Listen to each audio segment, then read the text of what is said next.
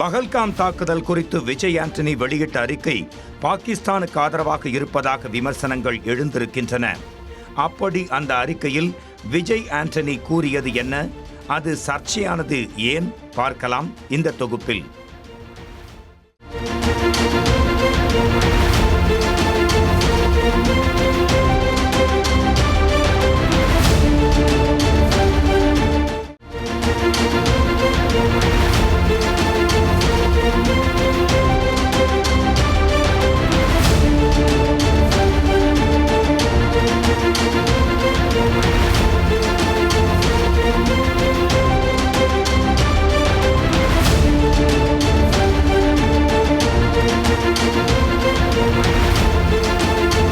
ஜம்மு காஷ்மீர் மாநிலம் பஹல்காமில் சுற்றுலா பயணிகள் மீது பயங்கரவாதிகள் நடத்திய துப்பாக்கிச் சூட்டில் 26 பேர் சுட்டுக் கொல்லப்பட்டனர். குறிப்பாக இந்த தாக்குதலில் நீ இந்துவா முஸ்லிமா என கேட்டு தீவிரவாதிகள் படுகொலை செய்தது நாட்டில் பெரும் அதிர்வலைகளை ஏற்படுத்தி வருகிறது.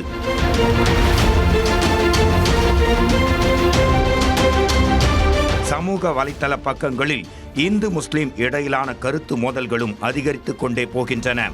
இந்த கொடூர தாக்குதலை தொடர்ந்து அமைதி மற்றும் சகோதரத்துவத்தை பேணும் நாடான இந்தியா பாகிஸ்தானுக்கு பதிலடி கொடுக்கும் விதமாக சிந்து நதிநீர் ஒப்பந்தத்தை ரத்து செய்தது, வாகா எல்லையை மூடியது என பல்வேறு அதிரடி நடவடிக்கைகளை எடுத்து வருகிறது.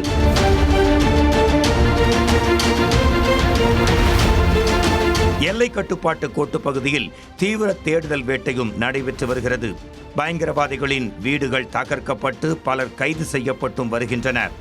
எல்லையில் பாகிஸ்தான் அத்துமீறி துப்பாக்கிச்சூடு நடத்துவதும் மத்திய அரசு மேற்கொண்டு வரும் தொடர் ஆலோசனைகளும் இரு நாடுகள் இடையிலான போர் பதற்றத்தை அதிகரித்துக் கொண்டே வருகிறது.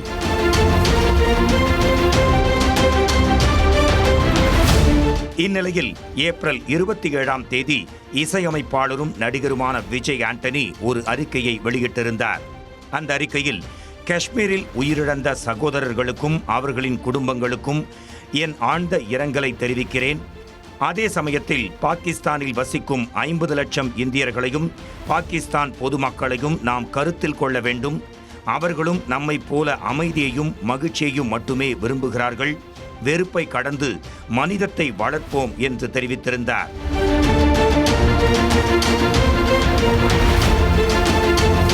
இவரின் இந்த அறிக்கைக்கு எதிராக கொந்தளித்த நெட்டிசன்கள், பாகிஸ்தானில் 50 லட்சம் இந்தியர்கள் இருப்பது உங்களுக்கு தெரியுமா?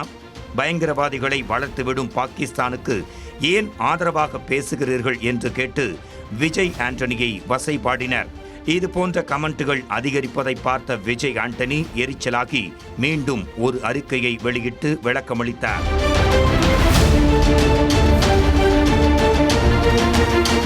அந்த அறிக்கையில் என் பதிவை தவறாக புரிந்து கொண்டவர்களின் கவனத்திற்கு, காஷ்மீரில் நடைபெற்ற கொடிய படுகொலையை செய்த அந்த மிருக வெறி கொண்ட பயங்கரவாத கூட்டத்தின் நோக்கம் நம் ஒற்றுமையை சிதைப்பதேயாகும். இந்திய அரசும் நாமும் நம் வலிமையான கரங்களால் நம் இறையாண்மையை பாதுகாப்போம் என்று விளக்க அறிக்கையில் விஜய் ஆண்டனி குறிப்பிட்டிருக்கிறார்.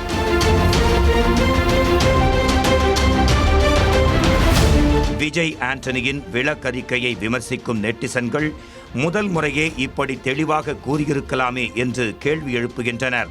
ஆனால் விஜய் ஆண்டனியின் ரசிகர்களோ அரசியல் பதிவுகளை தவிருங்கள், அது இருமுனை கத்தி போன்றது என அவருக்கு அட்வைஸும் செய்து வருகின்றனர்.